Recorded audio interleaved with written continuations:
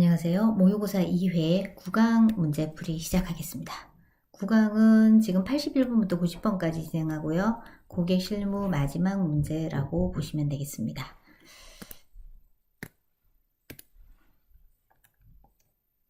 자, 81번. 국제 비즈니스 에티켓과 관련해 올바른 테이블 매너에 대한 설명으로 가장 거리가 먼 것을 찾아야 되겠네요. 그래서 전반적인 걸 좀 살펴보고 문제를 풀도록 하겠습니다. 자, 식사할 때 에티켓입니다. 그래서 148페이지를 참고하시면 되고요. 일반적으로 양식의 테이블 매너 중 가장 기본적인 세 가지 매너를 보시면 첫 번째, 일반적으로 이제 레스토랑 같은 경우는 예약이 필수예요. 그 다음에 두 번째, 모자, 코트, 가방 등은 소지품, 가방 등의 소지품 어떻게 한다? 클로클룸에 맡기는 것이 원칙이다. 그죠? 우리는 다 들고 들어가죠. 그죠? 맡긴다. 해외에서는. 서양권에서는 그렇게 하는 거고요. 그 다음에 세 번째는 항상 입구에서 지배인이 웨이터에게 지시한 자리로 안내를 받아서 앉는 것이 원칙이다. 내가 원하는데 아무 데나 가서 앉는 게 아니라 기다렸다가 안내를 받고 앉는 것이 원칙이다. 기억하시면 되고요. 그래서 여기 예약은 필수라는 부분이 빨간색으로 정의가 되어져 있죠. 그럼 저 부분이 틀어졌다는 얘기예요. 반드시 기억하셔야 돼요. 자, 식사를 할 때 또는 이제 고급 식당에 갈 때 옷차림은 어떻게 해야 되는지. 자, 일반적으로는 정장 착용을 해야 되겠죠. 뭐, 요 정도로 보시면 되고요.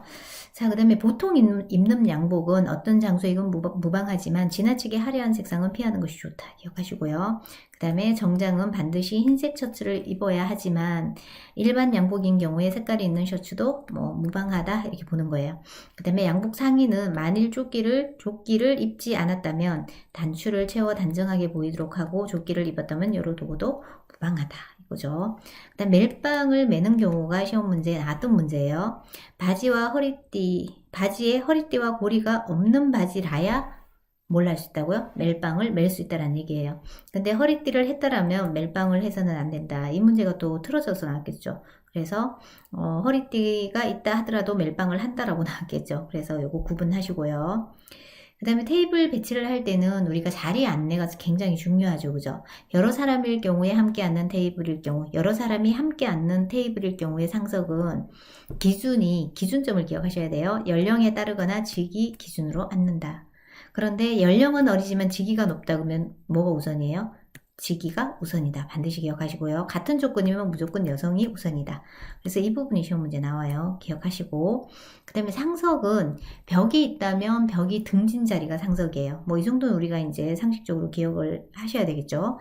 홀이 굉장히 크다 그러면 입구에서 먼 자리, 창문이 있다면 당연히 경치가 좋은 자리이기 때문에 창가 자리가 좋겠죠. 그죠? 경치가 바라보기 좋은 자리가 상석입니다. 자, 그 다음에 이제 부부 동반 파티일 경우에, 그죠? 자, 우리나라 문화랑 좀 달라요. 서양 같은 경우는 부부는 나란히 옆에 앉는 것일까요? 아니면 마주 앉는 것일까요? 그래서 우리는 참 부자연스럽지만 마주 앉습니다. 그래서 서로 마주보고 앉는 것이 원칙이다. 우리나라 문화랑 다르기 때문에 기억을 해야 되는 부분입니다. 그래서 부부는 서로 마주보고 앉는다. 기억하기. 나머지는 한번 읽어보시면 될 것 같아요.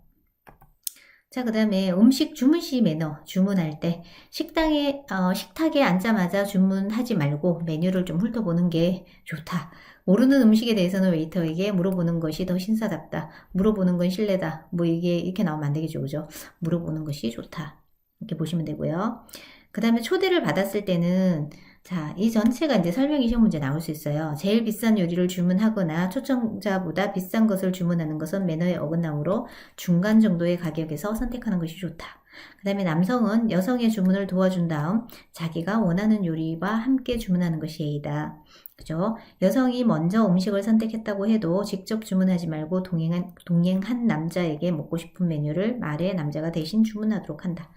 메뉴를 선택할 때 남성이든 여성이든 상대방에게 일임하거나 똑같은 것으로 라고 말하는 것은 좋지 않다. 기억하세요. 뭐 똑같은 것으로 해도 괜찮다 이렇게 나왔겠죠, 지문이. 그래서 기억하시고요. 그래서 문제로 한번 올라가 볼게요. 1번. 규모가 큰 레스토랑을 이용할 때는 사전에 예약하는 것이 일반적이다. 맞는 말이죠. 그죠? 2번. 중요한 비즈니스와 관계되었을 때 옷차림의 격식을 갖추어 참석하는 것이 예의다. 그죠? 3번. 테이블 상석은 나이나 직위를 기준으로 하되 나이보다는 직위를 우선으로 해야 하며 같은 조건이면 여성이 우선이다. 이 문장이 틀어지기도 해요. 반드시 기억하셔야 돼요. 1번이 틀어지기도 하고요. 그죠?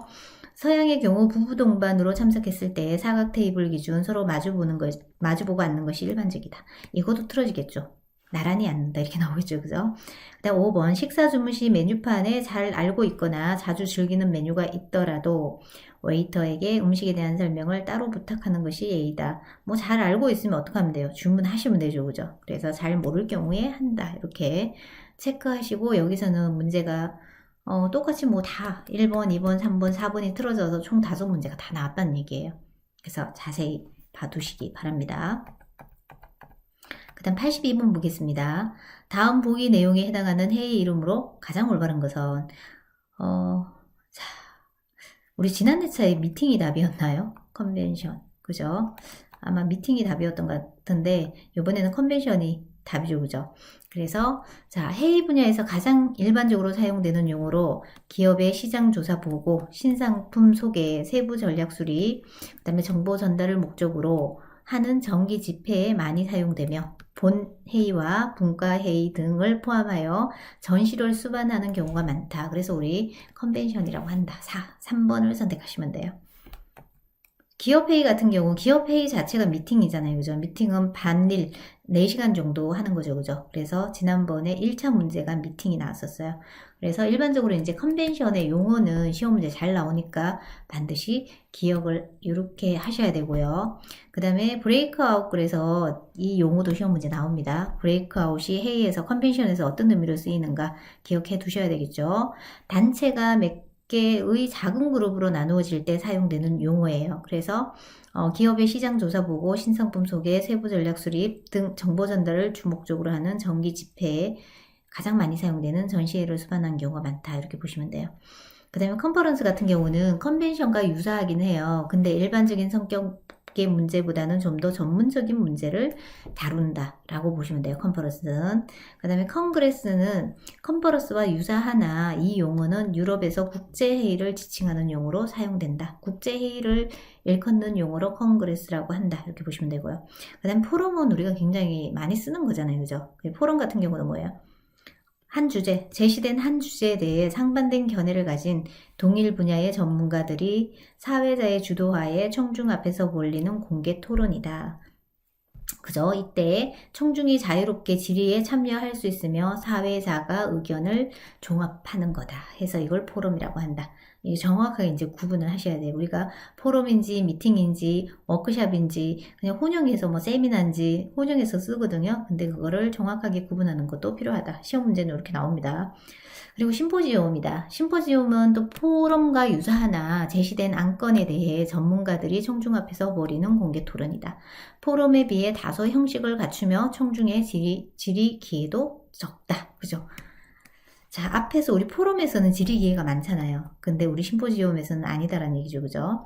그 다음에 우리 세미나라는 단어는 굉장히 많이 쓰잖아요. 그죠? 그래서 여기서 이제 정의를 이제 기억을 하셔야 돼요. 대면 토의로 진행되는 비형식적인 모임을 세미나라고 한다. 주로 교육 목적으로 우리가 만나는 거죠. 그죠? 그래서 30명 이하의 참가자가 어느 1인의 지도하에 특정 분야에 대한 각자의 경험과 지식을 발표하고 교류하고 토론하는 곳이다.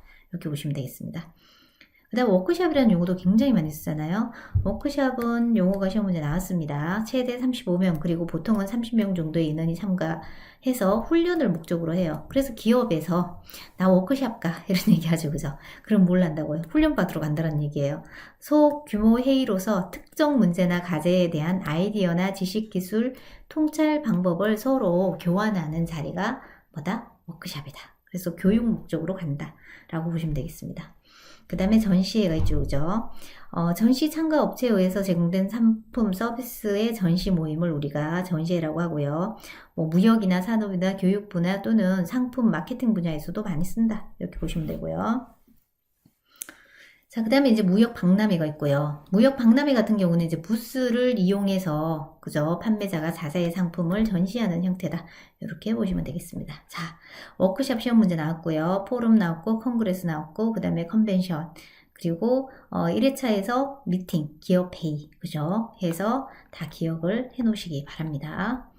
그 다음 83번. 여기서부터 이제 소비자보호법이 나오네요. 자, 소비자보호법 내용 중 보기의 가로 안에 들어갈 내용으로 가장 거리가 먼 것을 찾는 거네요.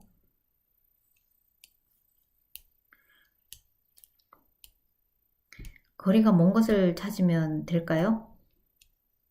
가장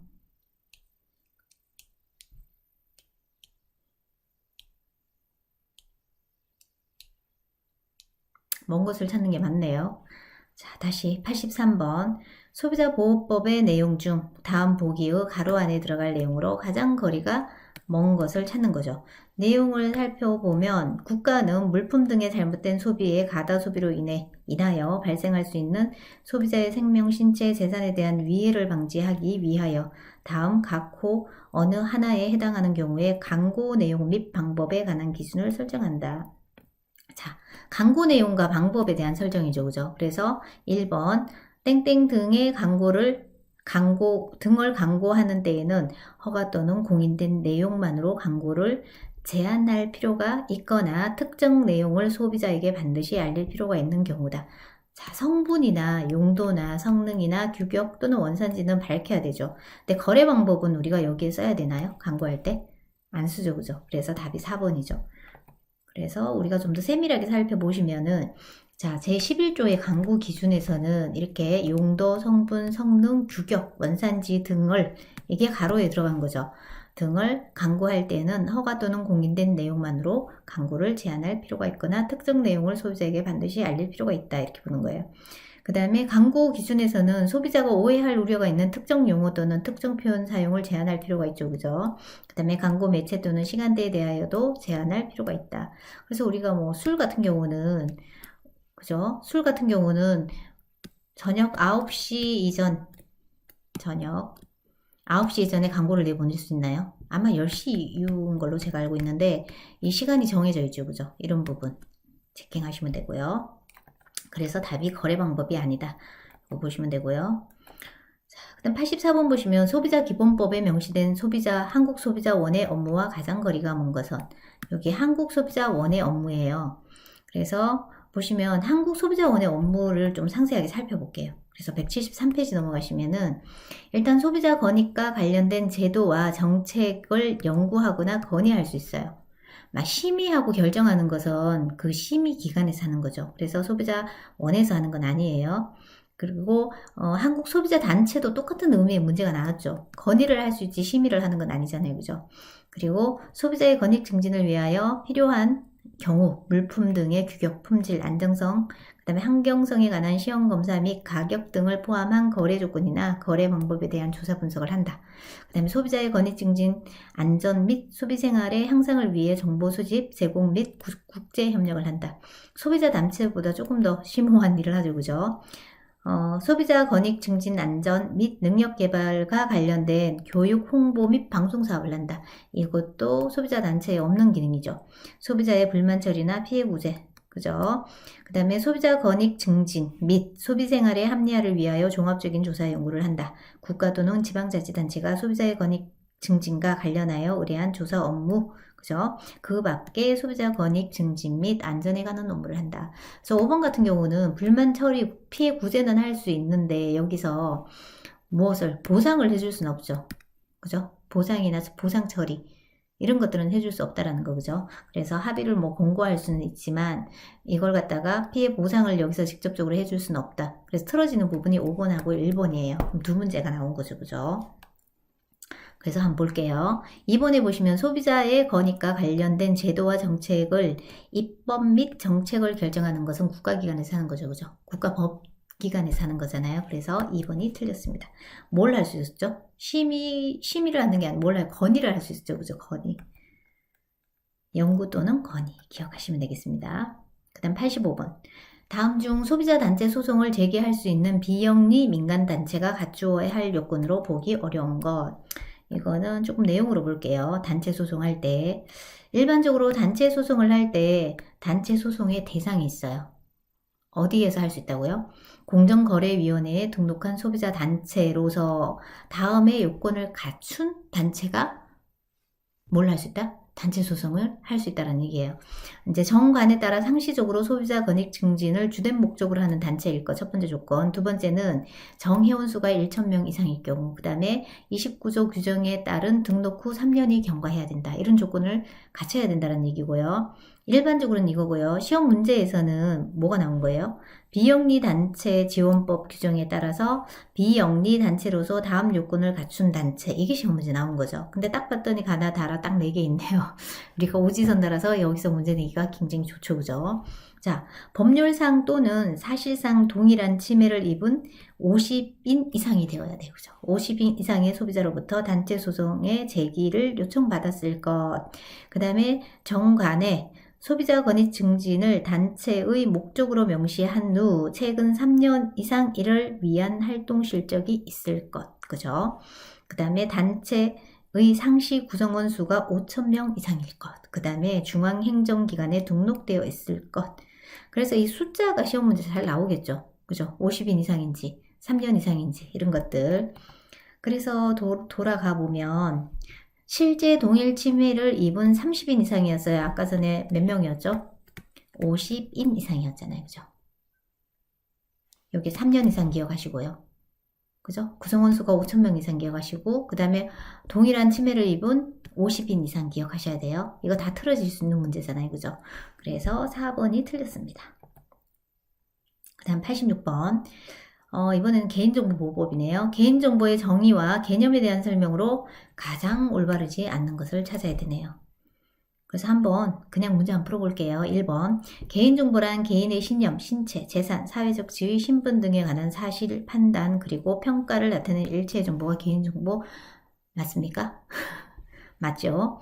2번. 개인과 관련된 사실적 정보, 주민등록번호와 달리 해당 개인에 대한 타인이 가진 주관적인 정보, 신용정보, 신용평가 정보 등은 관련성이 떨어진다고 볼 수 있다. 근데 우리 신용평가 정보가 중요해요? 중요하지 않아요? 굉장히 중요하죠. 이것도 개인정보에 해당된다고 보는 거예요. 그래서 설명이 틀렸죠. 그 다음에 3번. 혈액형과 같이 고유 식별이 불가능한 정보라 하더라도 주민등록번호 및 주소 등의 정보와 결합하여 개인 식별이 가능하면 이거는 개인정보가 되는 거죠. 그죠? 그 다음에 4번. 일반적으로 법인의 상호, 영업소재지, 법인이죠. 그죠? 임원의 정보, 영업실적 이런 것들은 개인정보보호법에서 보호하는 개인정보 범위에 해당되지 않죠. 그죠? 그래서 이거는 살아있는 사람이 아니잖아요. 법인의 정보는 개인정보에 해당되지 않는다. 그 다음 5번. 일반적으로 사망하였거나 실종신고 등 관련 법령에 따라 사망한 것으로 간주되는 자의 개인정보는 인정되지 않죠. 그죠? 그러나 단 있죠. 그죠? 그에 따른 정보가 유족 등 후손과 관련되어 있는 경우에는 적용 대상이 될 수 있다. 이렇게 보는 거예요. 그래서 2번이 답이 되겠습니다. 그래서 간단하게 조금 더 살펴보면 개인정보는 그냥 한마디로 개인을 알아볼 수 있는 정보예요. 식별할 수 있는 정보. 그죠? 그래서 사실적인 정보가 이름, 주소, 주민등록번호, 직업 이런 것들이 사실적인 정보고요. 주관적인 정보는 뭐예요? 타인의 의견, 그 다음에 평가, 견해, 신용평가 정보, 사회적 지위 이런 것들은 뭐다? 주관적인 정보에 해당된다. 이렇게 보시는 거예요.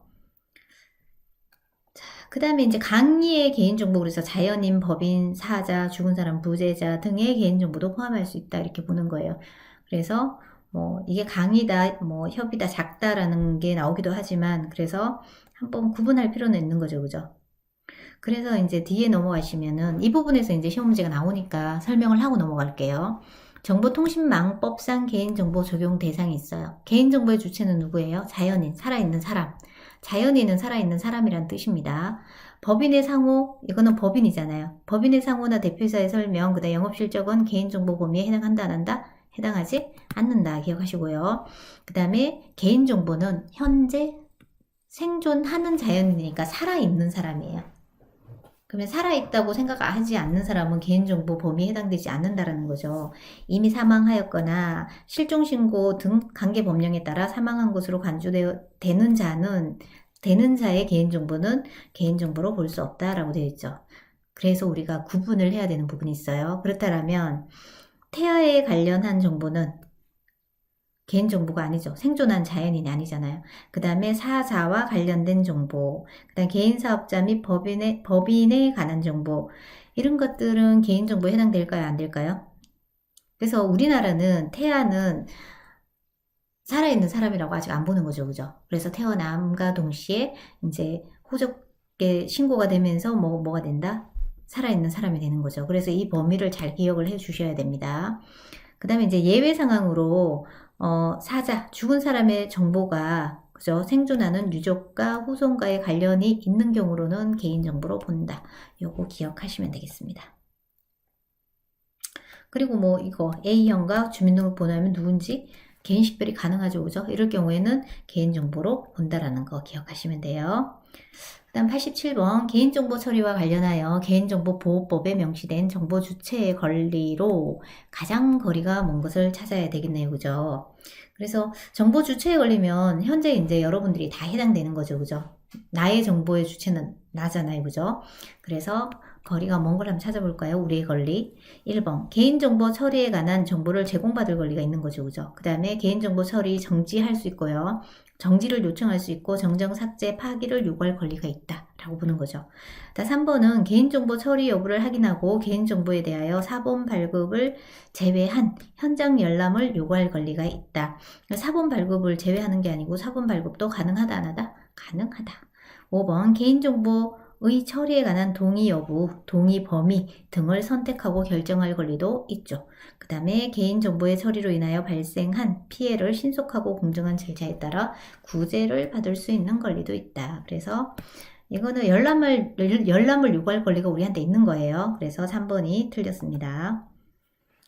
그래서 3번을 보시면 개인정보 처리 여부를 확인하고 개인정보에 대하여 열람을 요구할 권리가 우리한테는 있다. 이렇게 보시는 거예요.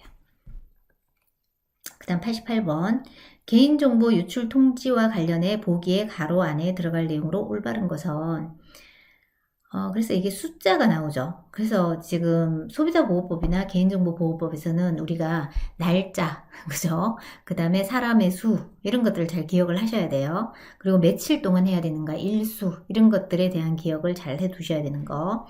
그래서, 가명. 일반적으로는 1,000명 이상의 정보 주체에 관한 개인정보가 유출되었을 경우에 서면 등의 방법과 함께 인터넷 홈페이지에 정보 주체가 알아보기 쉽도록 제34조 1항 각 호의 상황을 며칠 동안 게재를 해야 하냐 하면 7일 동안 게재를 해야 돼요. 1,000명 이상의 개인정보가 유출되었을 때, 그 회사에서는, 그죠? 홈페이지에 7일 동안 게재를 해야 된다. 그래서 1,000명 이상 7일 이거를 꼭 기억을 해 주셔야 돼요. 유출과 통지 방법의 절차. 그죠? 이거는 봤으니까 그냥 넘어가시면 될 것 같고요. 그 다음 89번. 기업 교육 종류 중 OJT, 그죠? On the job training을 실시할 때 유의사항으로 가장 거리가 먼 것을 찾는 거죠. 그래서 OJT 같은 경우는 직무 교육이죠. 그러니까 업무 중에 교육을 받는 거예요. 그죠? 그래서 한번 내용을 한번 볼게요. 자, OJT의 필요성. 일반적으로 OJT는 교육 실시자로서 현장 경험이 있는 선임자의 지식 기능을 생생히 전달하고자 할 때 쓰는 거예요. 현장에서 바로 업무를 배우는 거죠. 그죠? 그 다음에 장기간에 걸쳐 학습자에게 업무를 숙달시킬 필요가 있을 때도 우리가 OJT를 많이 쓴다. 그 다음에 OJT를 개발 또는 실시를 위한 비용이 절약되는 대안이 필요할 때. 그죠? 그래서 이제 외부로 나가서 교육을 하게 되면 어때요? 비용이 많이 들죠. 교육비가 들잖아요. 그렇지만 직장 내에서 할 경우에는 교육비를 제공을 하고 하는 건 아니잖아요. 그대로 진행이 되는 거죠. 그죠? 그래서 인턴 제도도 여기에 해당된다고 보시면 돼요. 그죠? 업무 현장에 학습자를 시급히 투입해야 할 필요가 있을 때 빨리 업무를 숙지해서 빨리 투입하고자 할 때도 필요한데 이러하게 투입을 할 때 유의할 점이죠. 그죠? 실시할 때 유의할 점. 첫 번째, 조직에서 필요한 인재를 교육 훈련한다는 명확한 의도가 있어야 되는 거. 두 번째는 계속적인 교육 훈련이 필요한 거. 그죠? 그 다음 집합교육과 연계를 해야 돼요. 그래서 이제 OJT를 하기는 하지만 집합교육과 연계를 하지 않았을 때 효율성이 떨어진다고 보는 거예요. 자기개발과 관련지어 전개될 때 효과적이다. 그 다음에 상사. 인재 육성 열의, 상사는 이걸 가져야 된다는 거예요. 인재 육성의 열의를 가져야 되고 부하의 자주성과 창조성을 존중해 주어야 된다. 모범을 보여야 하며 함께 학습하는 자세를 가져야 된다. 실시할 때 유의점이죠. 그죠? 그래서 앞으로 돌아가 봤더니 4번을 보시면은 교육 훈련의 효율성을 높이기 위한 집합 교육 방식이 아닌 온라인 컨텐츠 교육을 적극적으로 활용해야 된다. 우리가 OJT를 하지만 집합 교육 방식과 병행을 해야 된다라고 보는 거죠. 그죠? 그래서 4번이 답이 되겠습니다. 나머지는 방금 제가 설명했던 내용이 그대로 다 들어가 있죠. 그죠? 한번 보시면 될 것 같아요. 자, 그럼 90번입니다. 보기의 설명에 해당하는 강의 기법은, 자, 미국의 오스본이 개발했다. 그러면 바로 브레인스토밍이 나와야 되겠죠. 그죠? 그의 저서를 통해 제시한 기법으로 일정 테마에 대하여 회의 형식을 채택하고 참여자의 자유 발언을 통한 아이디어의 제시를 요구하여 발상을 찾아내려고 하는 방법을 말한다. 그래서 브레인스토밍이 여기에 해당된다라고 보시면 돼요. 그래서 우리 브레인스토밍은 자 이렇게 정의로 시험 문제 한 문제 유형 나왔죠. 그죠? 그 다음에 또 한 문제는 브레인스토밍에 대한 설명을 모두 선택하여라. 이게 시험 문제 나와요. 보기에 들어갔고 당연히 다른 거랑 섞였겠죠. 그죠? 그래서 브레인스토밍 같은 경우는 장점이 자기 아이디어의 제안 발표 능력이 향상된다. 제안하는 능력과 발표하는 능력이 향상된다. 새로운 아이디어 창출이 가능하다. 이 두 가지의 장점을 가지고 있다라고 보시면 돼요. 그리고 브레인스토밍을 할 때는 어떻게 해야 돼요? 어떤 주제에 대해서 우리가 브레인스토밍을 하지만 그 주제에 빗나가도 우리가 아무 얘기를 하면 안 돼요. 무엇이든 얘기할 수 있는 게 브레인스토밍이에요. 그래서 일체 비평을 삼간다. 그죠? 그 다음에 자유분방한 분위기 조정한다. 조성이겠죠. 그죠? 조성한다. 그 다음에 아이디어의 양이 중요해. 질이 중요한 게 아니라 얼마나 많은 아이디어를 제출을 하는가가 중요하다. 그 다음에 아이디어들의 결합과 개선이 이루어져야 한다. 그래서 이러한 방식으로 진행을 한다. 그래서 브레인스토밍에 대한 설명으로 틀린 것은 뭐 이렇게 나오겠죠. 그죠? 그래서 방식에 대한 설명이 시험 문제 나오니까 체킹을 하시고요. 그 다음에 장점 2개 선택하는 거 기억하시고요. 근데 단점이 있죠. 시간이 너무 많이 걸려요. 그죠? 그래서 시간과 장소 문제로 자주 실시하기는 어렵다. 기억을 해주시면 되겠습니다. 그래서 우리 2차 90번 문제까지 모의고사 문제를 다 풀었습니다. 자, 그래서 이제 이 다음 강의는 본 교재 강의를 제가 진행을 이제 하도록 하겠습니다. 그래서 제가 조금 진행하다 보니까 이제 조금 이제 용기가 생겨서 빠른 시간에 모의고사 1, 2차를 다 작성을 하였는데 이제 미비한 점도 있을 거예요. 그래서 그 미비한 점은 의견을 주시면 제가 참고를 하겠고 그 다음에 개념 강의에 대해서는 시간이 조금 걸릴 거는 같아요. 그래서 조금 양해를 구하며 또 용기를 주시면 또 열심히 찍어서 올려보도록 하겠습니다. 그동안 수고 많았습니다.